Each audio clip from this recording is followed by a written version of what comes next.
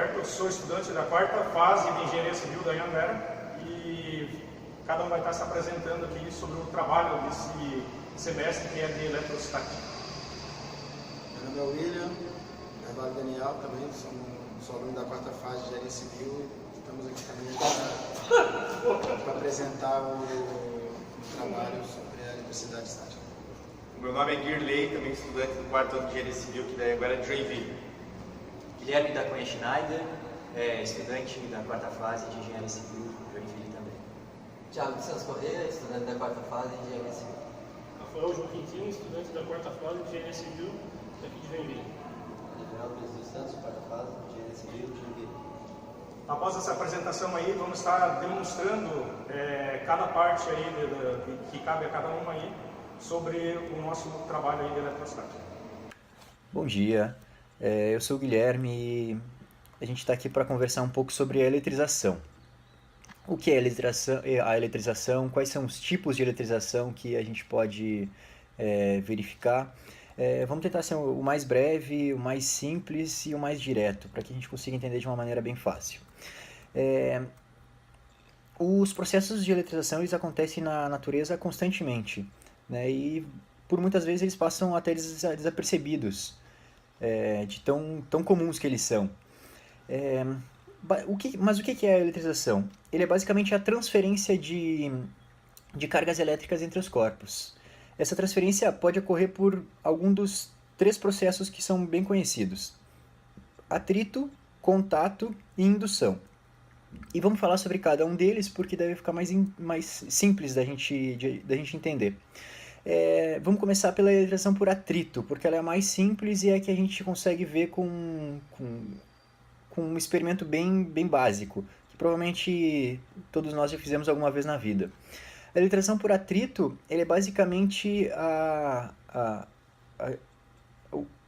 compreensão de que nós podemos pegar um objeto, atritá-lo, fazer uma troca energética entre dois elementos e ele pode nos dar uma resposta interessante nisso. A gente pode pegar simplesmente um experimento bem simples, que é pegar uma caneta esferográfica, pegar a parte de baixo dela, né, a parte de trás da caneta, esfregar contra nosso próprio cabelo, esfregar bastante, pegar alguns pedacinhos de papel bem pequenininhos, jogá-los sobre uma mesa. Quando nós colocarmos esse fundo da caneta próximo aos papéis, esses papéis vão ser atraídos, né, pela caneta. Isso ocorre basicamente porque o atrito da caneta com o cabelo vai fazer essa transferência de elétrons entre os dois corpos. Para a gente compreender como funciona esse processo, tem uma tabela que chama-se série triboelétrica. Essa série triboelétrica ela vai nos dizer quais materiais vão ficar positivados e quais vão ficar negativados assim que nós atritarmos esses elementos. Se a gente atritar, por exemplo, uma lã com celuloide, a lã vai ficar positiva, enquanto o celuloide vai ficar negativado. Isso quer dizer que durante o atrito a lã vai perder elétrons e o celuloide então vai ganhar elétrons. Essa é a compreensão mais fácil, né? A eletrização por atrito a gente já conhece de ver, de experimentar no nosso dia a dia.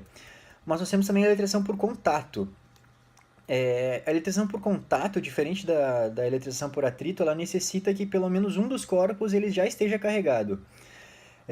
Para entender o processo de eletrização, vamos considerar um condutor carregado positivamente e um outro que esteja neutro.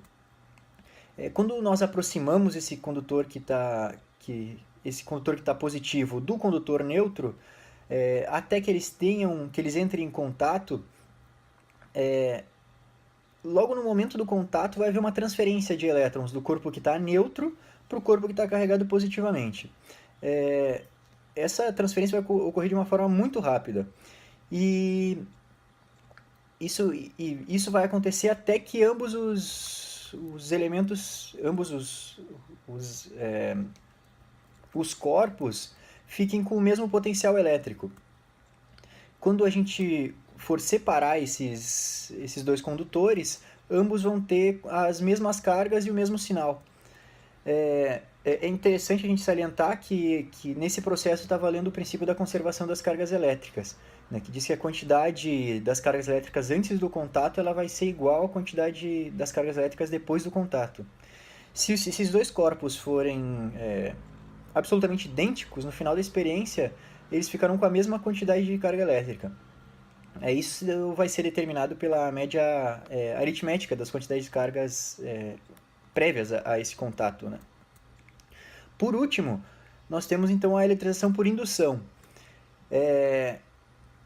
Nas duas últimas que a gente citou, na do atrito, na do contato, tem que haver obrigatoriamente a necessidade do contato físico entre os elementos. Porém, por indução, isso já não vai ser necessário. E é por isso que ele tem esse nome, né, de eletrização por indução. Vamos pensar em 3 condutores dessa vez. Um carregado eletricamente e outros 2 que são neutros. E esses 2 neutros eles estão apoiados um no outro, estão encostados. Quando nós aproximamos o condutor carregado dos condutores neutros, o condutor carregado será o indutor e os neutros serão os induzidos. Então, durante essa aproximação, nós vamos ver uma separação das cargas nesses condutores que estão neutros e apoiados um no outro. Como o indutor ele é positivo, o induzido mais próximo do indutor vai ficar negativo, enquanto o induzido mais afastado fica positivo. Agora, com o indutor ainda próximo, nós separamos esses 2 condutores que estão juntos. Por fim, nós retiramos o indutor da proximidade desses outros 2 corpos e o resultado vai ser que os 2 indutores, que inicialmente eram neutros, agora são carregados com cargas de sinais opostos. Nós temos que verificar aí que não houve o contato entre o condutor carregado e os condutores que estavam neutros inicialmente, né? A gente pode exemplificar essa condução por indução analisando uma questão bem simples, que são os raios. Quando nós temos uma nuvem que está carregada eletricamente durante uma tempestade, ela vai induzir na superfície cargas de sinais opostos, e assim vai criar um enorme campo elétrico entre a nuvem e essa superfície. Se o campo elétrico for muito intenso, nós obrigatoriamente teremos que ter uma descarga elétrica violenta, e essa descarga elétrica nós chamamos de raio. Bom, aqui nós vamos fazer uma experiência então usando um pêndulo eletrostático. Basicamente ele serve para nós verificarmos como funciona a eletrização por atrito de uma forma bem simples. Para construir essa estrutura, precisamos de uma garrafa PET, de um clips. O clips vai servir como suporte para o fio de cabelo, que aqui é o que está segurando uma folha de alumínio. Uma folha de alumínio bem pequena. A folha de alumínio é o que vai responder à eletrização. Nessa experiência nós vamos fazer a eletrização por atrito. Como é que vai funcionar então? Nós vamos pegar uma caneta e vamos verificar primeiro, tocando com essa ponta lá na folha de alumínio, vamos ver o que acontece. Você pode ver que a folha continua igual, nada acontece, mas nós vamos agora eletrizar a outra ponta, vamos ver como é que responde a folha de alumínio. Nós precisamos de um pano, vamos fazer uma boa fricção.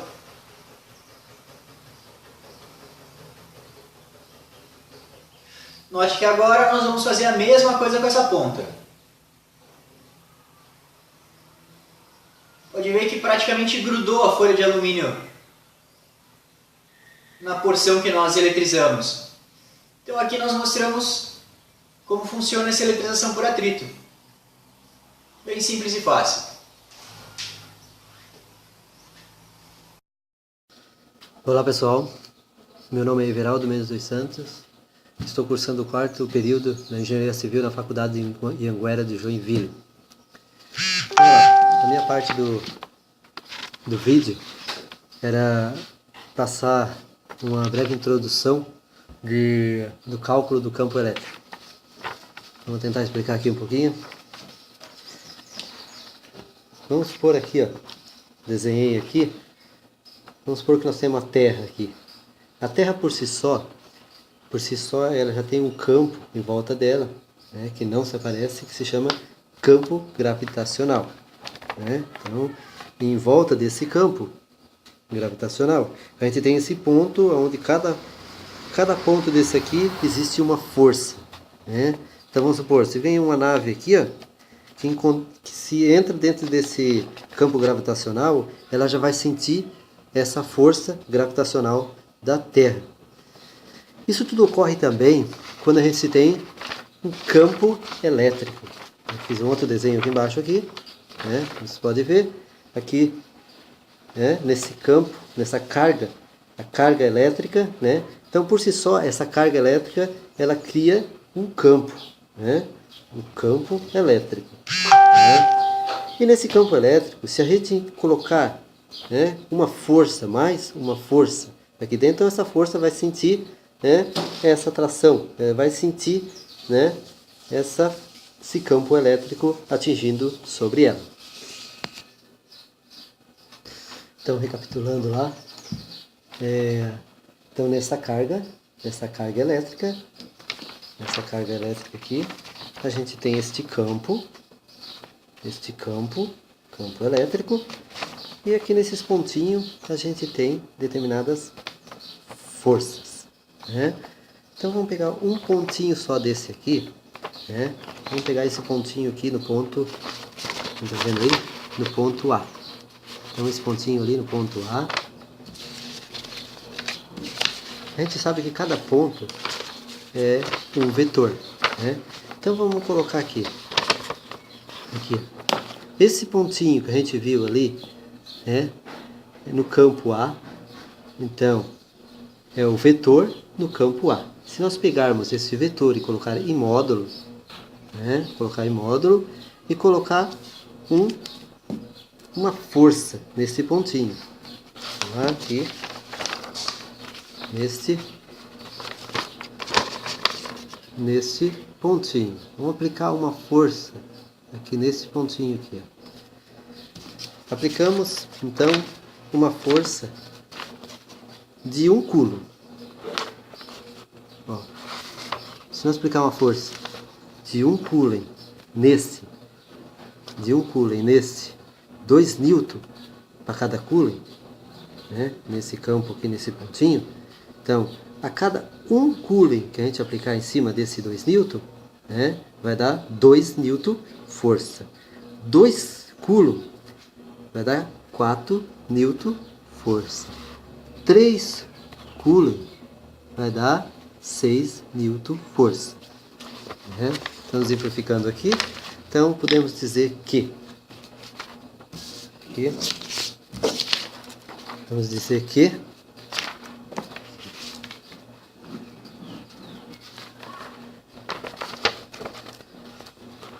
essa regrinha aqui, ó, o valor que essa carga sentem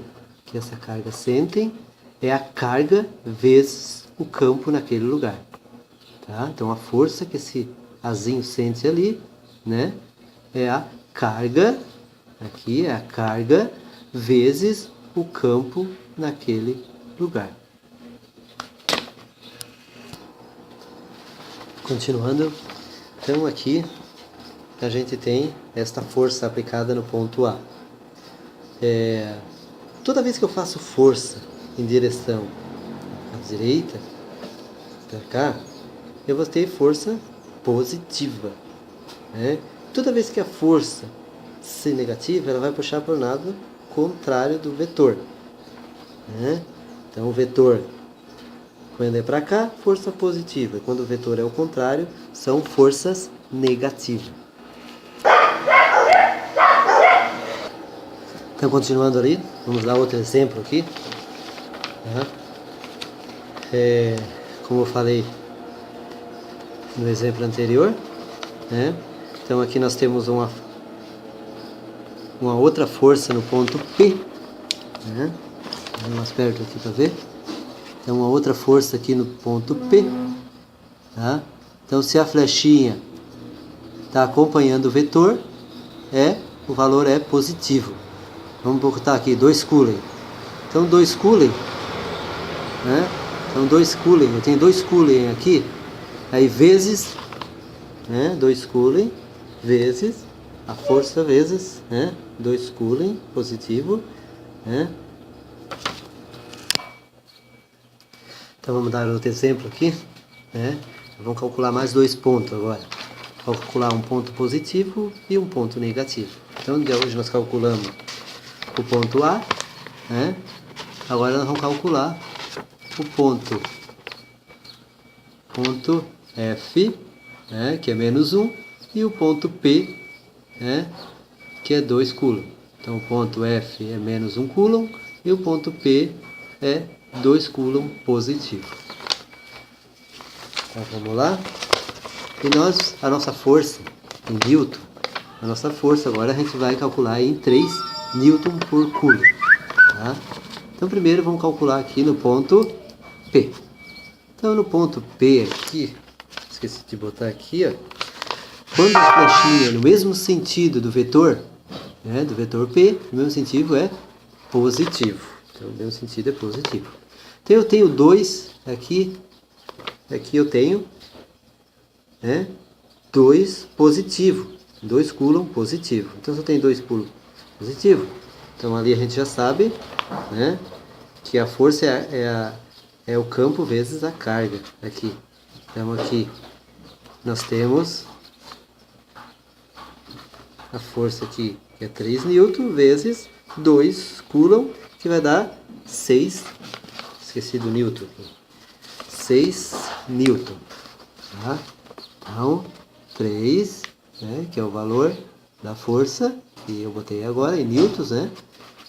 Aí vezes, aqui em cima, vezes 2 Newton. 2 Coulomb. Então, 2 Coulomb vezes 3 Newton deu 6 Newton. Agora vamos lá para ponto F. Aí nós temos negativo.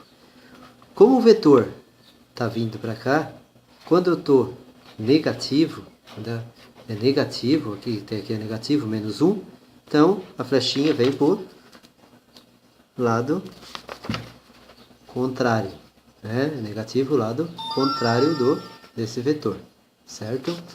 Então, menos 1 Coulomb, tá? Vezes menos 1 Coulomb, né? Vezes o 3 Newton. Então, 1 menos 1 é 3. Menos 1 deu 3 Newton. Certo? Então, isso é uma breve explicação sobre essa força, né? Uma breve explicação da cálculo de campo elétrico. Então, até breve. Valeu! Olá, meu nome é Norberto, sou estudante do quarto semestre de Engenharia Civil na Anhanguera. Nesse semestre eu fiquei responsável por mostrar como se faz a bobina de Tesla e como que é o funcionamento dela.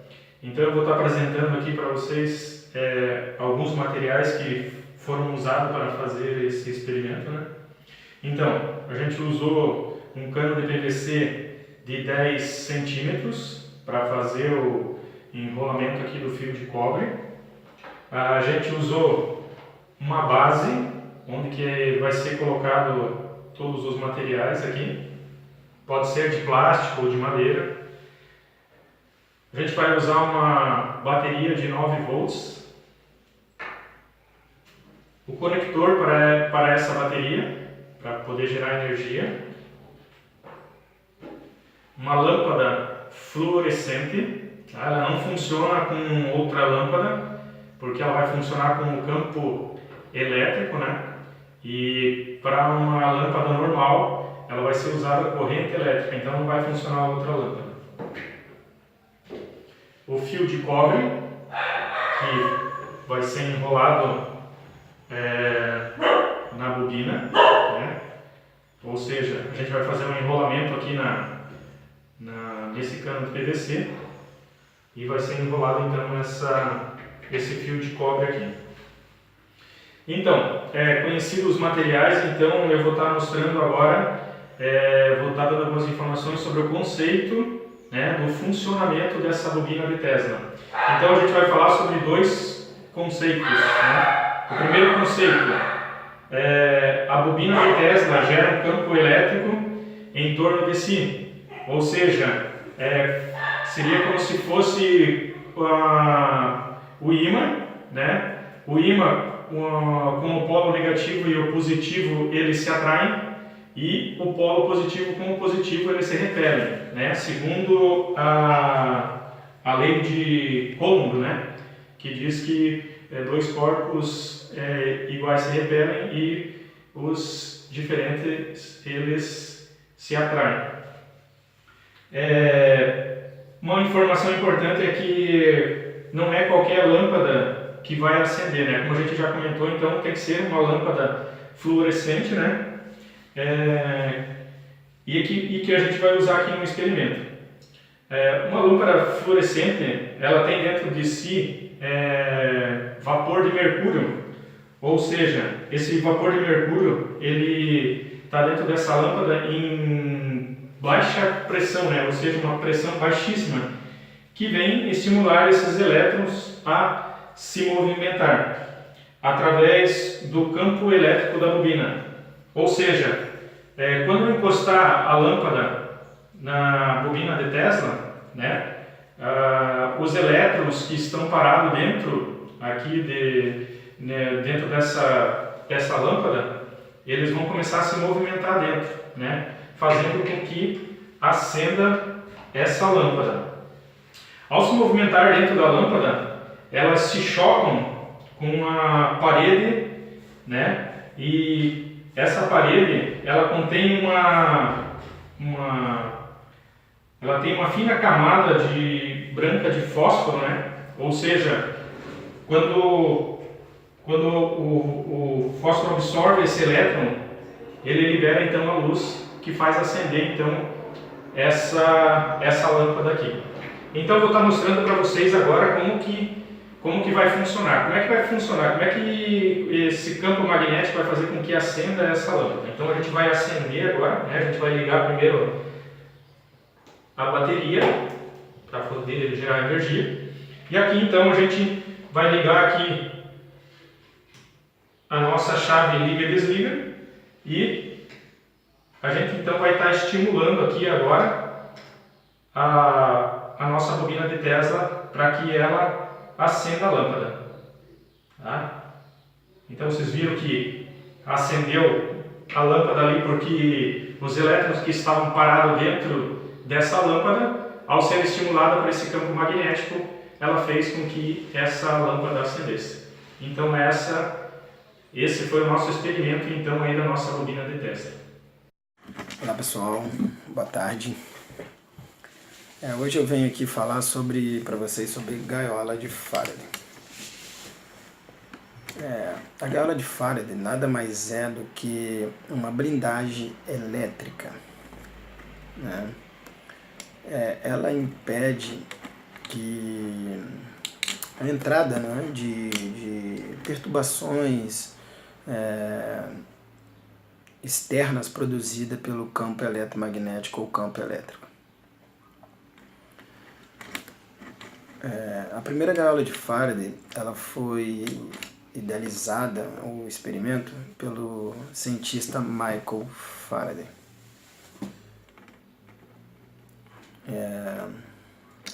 Eu vou mostrar para vocês que com o experimento que eu vou fazer, que no interior da gaiola, né,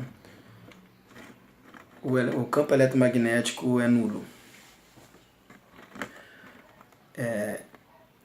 Essa gaiola eu fiz com tela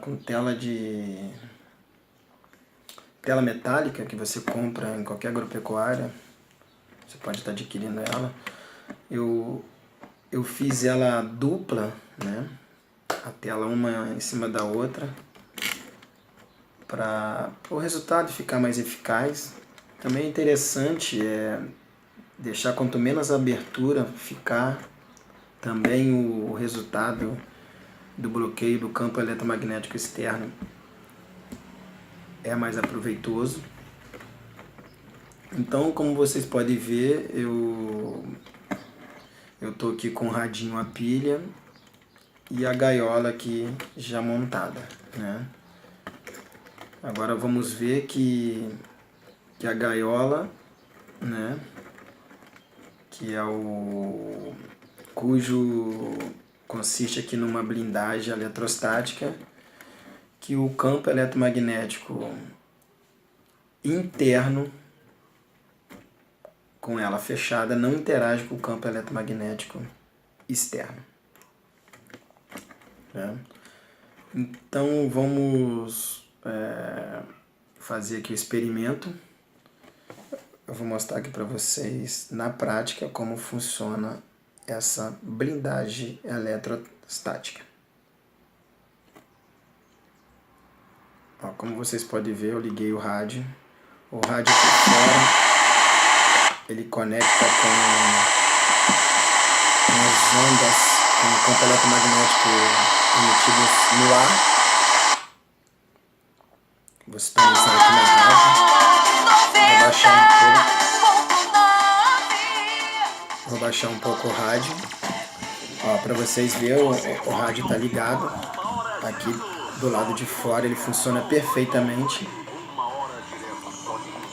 porque ele está tendo captação, obtendo as ondas eletromagnéticas que está se espalhada pelo ar, que quando eu botar ele no interior da gaiola, ele vai parar de funcionar, sendo que a tela da gaiola ou a gaiola bloqueia como se diz, interagir, né? A integração do campo eletromagnético externo com o campo magnético interno. Então vamos lá fazer o experimento para vocês verem como que funciona aqui na prática. Quando eu colocar o rádio dentro da gaiola, ele vai parar de funcionar.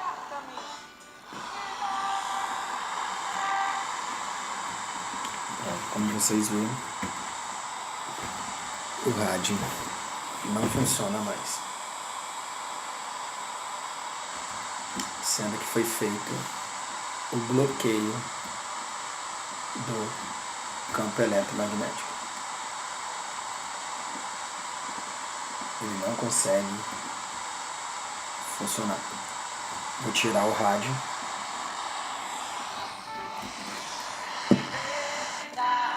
Vocês vão ver que fora da gaiola ele consegue funcionar. Então, vou mostrar para vocês mais uma vez, para vocês entender que com esse experimento, com essa gaiola, o campo eletromagnético dentro dela é nulo. Isso se chama gaiola de Faraday. Mais uma vez.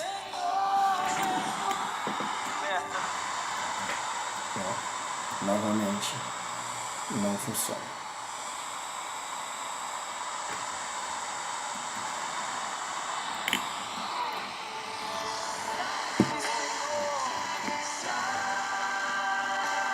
Obrigado. Boa tarde.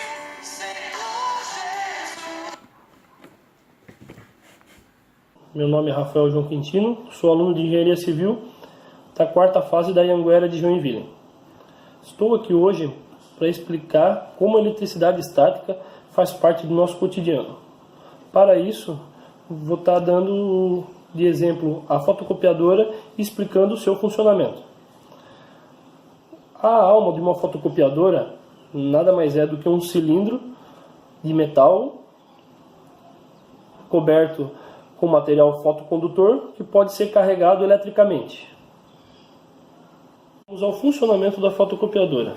Ao ligar uma fotocopiadora, o cilindro ao qual a gente se refere é carregado positivamente através de um fio que faz a retirada de elétrons. A superfície do material que está em contato com o metal adquire uma carga negativa e permanece carregado enquanto estiver no escuro. Se alguma parte for iluminada, ela perde a carga superficial e fica neutra naquela área. Então, as copiadoras iluminam a página a ser copiada com uma luz muito intensa. A imagem da página é projetada para a superfície do cilindro por meio de um sistema de lentes. Assim, as partes mais iluminadas perdem carga elétrica, enquanto as partes menos iluminadas continuam carregadas com cargas negativas, formando uma imagem eletrostática da página. Com o processo da cópia, o cilindro recebe uma fina camada de pó, que também é muito fino e carregado negativamente. Nas partes do cilindro carregados, o pó se fixa, em razão da atração elétrica. Esse pó é chamado de toner e forma na superfície do cilindro uma imagem igual à projetada no sistema de lentes. Lá atrás que a gente comentou. Então, o papel é carregado com uma carga positiva antes que ele entre em contato com o cilindro. O papel é prensado contra o cilindro, mas para ser prensado contra o cilindro ele tem que estar aquecido na temperatura de fusão do toner, para que a imagem se fixe permanente no papel. E assim fique pronto a nossa cópia, que a gente tanto espera e está trabalhando para isso. Bom, pessoal, é isso daí. Tomara que vocês tenham entendido um pouco do funcionamento da fotocopiadora. Muito obrigado pela atenção e tchau, galera. Primeiramente, uma breve apresentação. Meu nome é Thiago de Santos Correia e estou cursando o 4º semestre de Engenharia Civil. Venho através do vídeo falar um pouco sobre a placa-mãe. Fizemos uma pesquisa bem bacana, falando sobre os seus componentes, a sua forma adequada de manuseio. E utilizamos esse modelo para fazer os desenhos técnicos, auxiliado pelo computador, e o desenho técnico, né, a mão livre, conforme está sendo enviado junto com o nosso trabalho. A placa-mãe, ela é composta por vários componentes, tá? E ela é composta por vários circuitos eletrônicos que exigem todo cuidado ao serem tocadas. O corpo humano produz a eletricidade estática e é justamente esse tipo de condução de energia que compromete a peça do computador. Não só a placa-mãe, mas também como a memória, a placa de vídeo e etc. Né? Então, como gera a eletricidade estática? Como vimos no pêndulo eletrostático. Tá? Ou um outro exemplo, pegar uma bexiga e esfregá-la num pedaço de pano e depois aproximar no cabelo. O que acontece depois é os cabelos ficarem todos em pés, arrepiados. Né? Por que isso acontece? Isso é devido à eletricidade estática que é gerada. O atrito com objetos similares pode gerar esse tipo de energia. Um bom exemplo é quando andamos sobre um carpé em um ambiente bem seco, certo? A voltagem gerada por esse processo pode chegar até 35.000 volts, se a umidade relativa do ar for muito baixa. Tá? Outro exemplo também é quando passamos na frente da televisão e nossos pelinhos arrepiam. A energia estática que está sendo, o seu corpo está produzindo. Então, existe choque? Sim, existe um choque. Contudo, ele não acontece tão rápido que não somos capazes de senti-lo. Nesses casos, não sentir o choque acontecer não significa que ele nunca existiu. Os transistores ele compõe de circuitos do seu computador que são tão pequenos, eles em média têm 0,0001 milímetros, que são rapidamente queimados por uma descarga dessa. Trata-se de uma questão de proporção, de tamanho. Né? Para o nosso corpo, que é milhares de vezes maior que o transistor, o efeito desse choque são irrelevantes. Entretanto, o tamanho da peça não confere com a capacidade para aguentar o choque. E o equipamento acaba sendo danificado. Né? E como proteger esses circuitos, né? De várias formas, tá? Primeiramente, vamos falar aqui sobre a placa-mãe. Ela é composta por vários conectores, né? Nós temos ligações aqui de placa de vídeo, de monitores, de áudio, né? A memória e a entrada de fonte dela, tá? É uma placa que vive energizada. Então, primeiramente, você, antes de manusear essa peça, tem que ter o cuidado de desligar ela do computador, certo? E, quando for tocar na peça, retirar essa eletricidade estática que o seu corpo está produzindo. Como? Existem superfícies metálicas. Vamos utilizar um exemplo da capa ali como é que é o nome? Vamos utilizar o exemplo do gabinete do seu computador. Ele é uma peça, tem uma superfície dela toda metálica. Então, procurar qualquer superfície também. Pode ser qualquer outra superfície, pode ser, ela só não pode estar pintada, tá? Sendo uma superfície metálica, você esfregando a sua mão no gabinete, né? Você vai retirar essa eletricidade que temos e poderá manusear a placa. Só que vamos cuidar também a não pegar dessa forma. Essa forma você está danificando ela, porque você está tendo contato com todas as regiões da sua placa, né? Com esses componentes e os circuitos. Então, para a forma correta para segurar na placa, seria pegando ela pelos cantos, né? Essa seria a forma adequada, tá? Essa placa aqui não temos o risco de danificá-la, porque ela já é uma placa que já está danificada. E utilizamos só como modelo, conforme foi dito no começo do vídeo. Boa noite, o meu nome é Girley, eu vou falar sobre a eficiência dos para-raios. Basicamente eu vou falar sobre 3 assuntos, né? Como os raios se formam, como é o sistema de para-raio e como os para-raios funcionam, né? Então, como os raios se formam?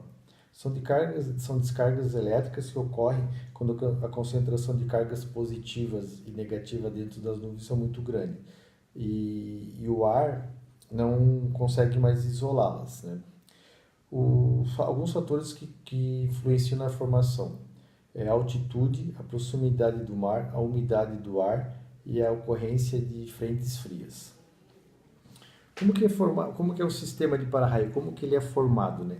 Ele foi criado em 1752 por Benjamin Franklin, né? Como que ele é constituído? Ele é constituído por uma haste metálica. Na ponta ele tem uma coroa com 3 ou 4 pontas. Essa ponta normalmente é de platina. De platina porque quando atingida por raio, ela esquenta muito. E essa haste metálica, ela é interligada a uma outra haste que fica aterrada ao solo, que é de cobre, conectada através de cabos de condutores metálicos também, que normalmente é de alumínio ou cobre também, né? Como que é o funcionamento do para-raio? A função do para-raio é atrair as descargas elétricas e proteger as suas áreas próximas do para-raio. Todo e qualquer caminho entre a nuvem e a terra é um alvo para o raio. Então, o para-raio, o que nada mais ele serve para atrair os raios. E ele tem uma eficiência de 90%. Por isso, no momento que eles são instalados no alto de edifícios e antenas de comunicação. O para-raio ele protege as edificações, né, e as pessoas que estão dentro das edificações. Ele não evita que a energia das descargas atinja as instalações elétricas, né? Os raios provocam surtos elétricos e são transmitidos pelas redes de energia queimando os aparelhos. Uma forma de se evitar isso, de proteger a queima dos aparelhos, é usar um DPS, que é isso? É um dispositivo protetor do surto. Na realidade, ele desvia esses surtos elétricos, né? E normalmente eles são instalados nos quadros de distribuição. A princípio seria essa apresentação sobre as deficiências dos para-raios. Muito obrigado.